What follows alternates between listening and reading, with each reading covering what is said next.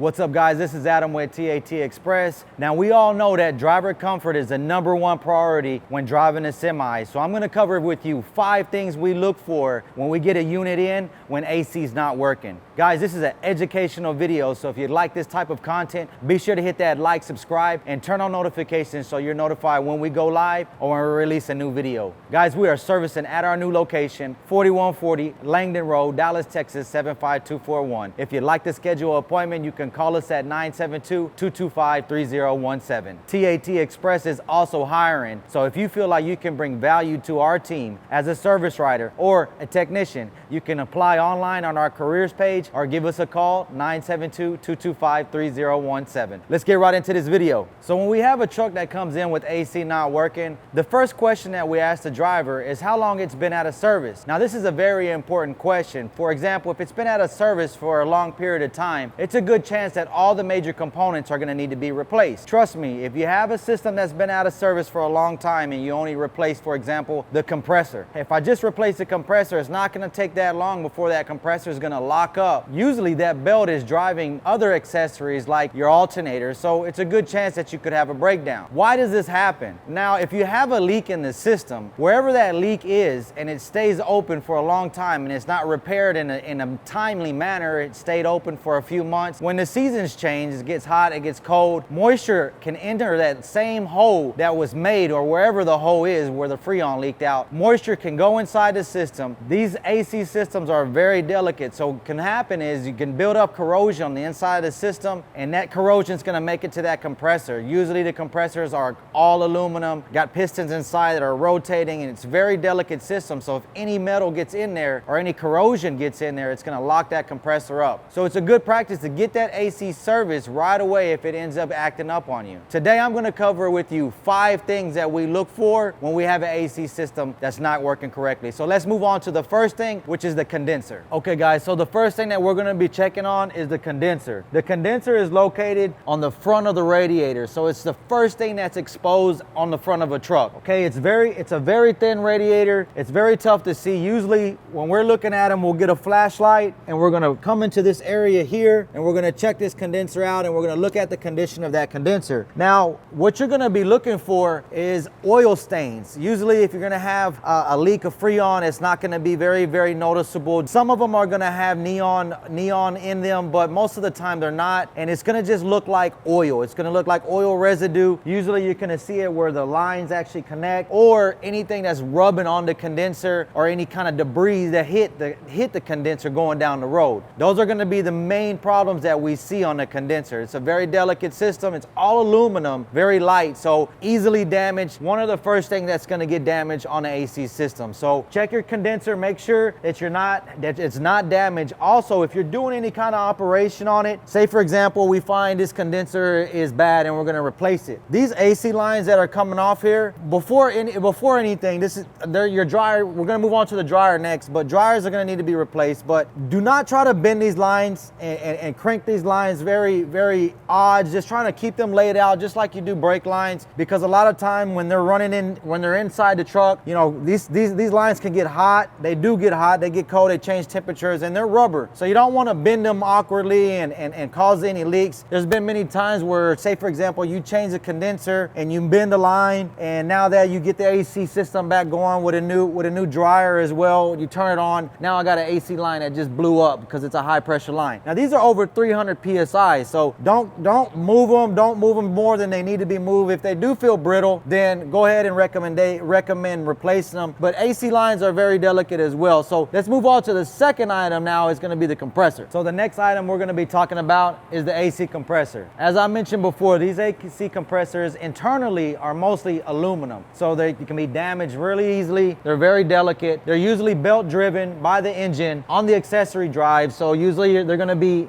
on the same belt as the alternator. So that's why I mentioned if you did have a system that's been out of service for a long time and you want to just replace the compressor and not actually find out what's going on, you can have a locked compressor, and that's going to end up making that alternator stop turning, or throw that belt and throw your fan belt off. You know, there's other things that could happen. So what the compressor does, it just sucks in the Freon and it discharges it. We're going to talk about that later, but this is pretty much the heart of the system. This is what's going to be pumping it. Of course, that's what's moving the Freon throughout throughout the system. It's very important. Okay, so there's a lot of different types of compressors. Whenever you are ready to replace a compressor and you had a failed compressor, it's very important to have the right equipment to evac the system, which is evacuating the system and taking out all that air, all that dead air that's in that system. And not only doing that, but adding lubrication to the system. Usually it's just an oil you add into the system so that this compressor can stay lubricated and not fail on you at a short time. So another times that we see is, say for example, if you have a wiring harness or a connector that's worn, older trucks will have those issues where they're not getting the signal to the compressor. So that's another thing that we check for to make sure that we are getting ground and fire to the compressor. If it's not, then that's something that we need to look into. But compressors are part of the system. The third thing we're going to talk about now are the dryers. So we're going to move over to the dryer, and on this particular truck, the dryer is just here, right here above it. You saw it earlier when we were talking about the condenser. Now these different systems are going to be located in different areas. They're going to have different hoses. None of them are going to be all the same. Right now this is a Cascadia, so most of the Cascadias you can expect to be the same. But if you're working on a Volvo, it's not going to be the same. The location of the components are going to be completely different. But these are the same things you're going to be looking for. As I mentioned, a dryer is very important. It's something that's overlooked very often. If you ever have like a line that blows and you say, for example, you're gonna go ahead and get that line fixed, it's good to replace this. It's anytime that the AC system is open or exposed to air, you wanna go ahead and replace this dryer. Do not skip that. If you have just a busted line and you know what, let's just do the line and keep on moving. No, don't do that. And it's very important to have a professional shop service your AC system, because you don't wanna just shoot Freon in there. As I mentioned, when you replace the compressor, or you replace any of these components, you have to evac the system correctly. You have to make sure that it can hold a solid vacuum. You have to add the oil in there and the Freon. So that's very important. Okay guys, so the fourth thing we're gonna be talking about is expansion valves. The best way I can explain how an expansion valve works is the same as a nozzle on a paint spray can. The paint inside is actually liquid, so when you shake it with the aerosol, it's gonna make it pressurized. The nozzle is gonna make it into a mist. That's the same thing that these do. And as you know, some of those nozzles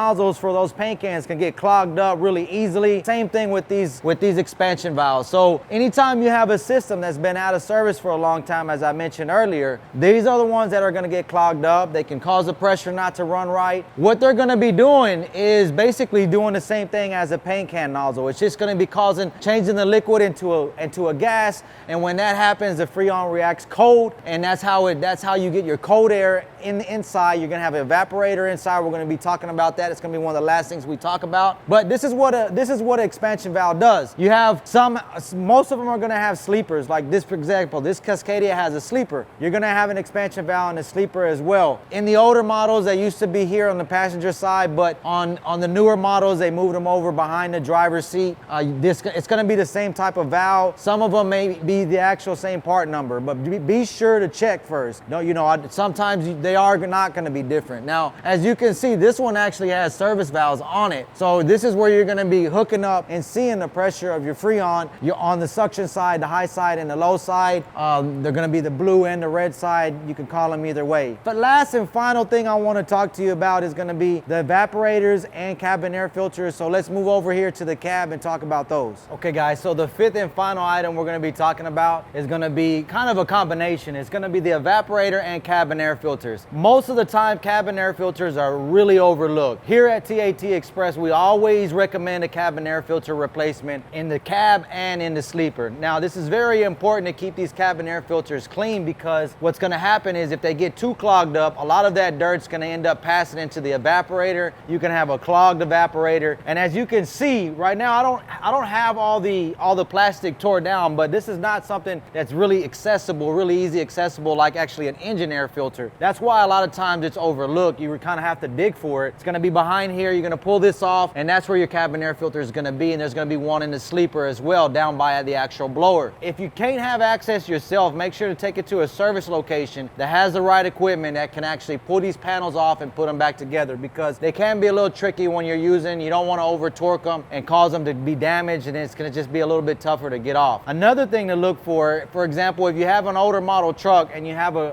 evaporator that's working just fine, but you seem to not be getting cold air, sometimes times on the older models, when you change from hot to cold, the evaporator and the heater core are actually right by each other. If you still have a heater core that's passing hot water and that AC evaporator is trying to get cold right next to it, it could be not cooling good. And I've seen this before on older trucks. So this is something we look for. This is all the items we look for. If we find a clogged cabin air filter and we need to replace that, we go ahead and we don't see any leaks, that's when we go ahead and hook up. That's going to be the last thing that we look for. So let's discuss what's the last step that we do when we have AC that's not working. Okay guys, so the last thing that we're going to be doing is hooking up the AC machine to the system and checking it out. Now if we had some repairs done, the first thing we would do is do a vac system. But if we didn't find any errors, if we didn't find any leaks and everything looks normal, we would hook up to see if the pressures are normal. If the pressures are normal, that's a possibility that we maybe have a faulty switch, a high-low switch, something like that that's not reading correctly. If you still have a switch that's reading correctly, you check the switches and you're still good. What I like about this system is that you can evac what's actually in the system. You can evac the freon and oil that's in the system, and this is going to give you a readout on what you have in there. So say for example this system takes 4 pounds, for example, you need to actually look that up. But if it took 4 pounds of freon and you evac'd only 2 pounds, that's going to show you right there, hey, you know what, this system was low, let me go ahead and do an evac and recharge and see if the system's cooling correctly. What you don't want to do is buy you a can there at the truck stop and just shoot some in there, because just as I mentioned before, whenever you replace a component, you have to evac all that dead air. If you don't do that, and say for example you have 2 pounds of pressure or 2 pounds of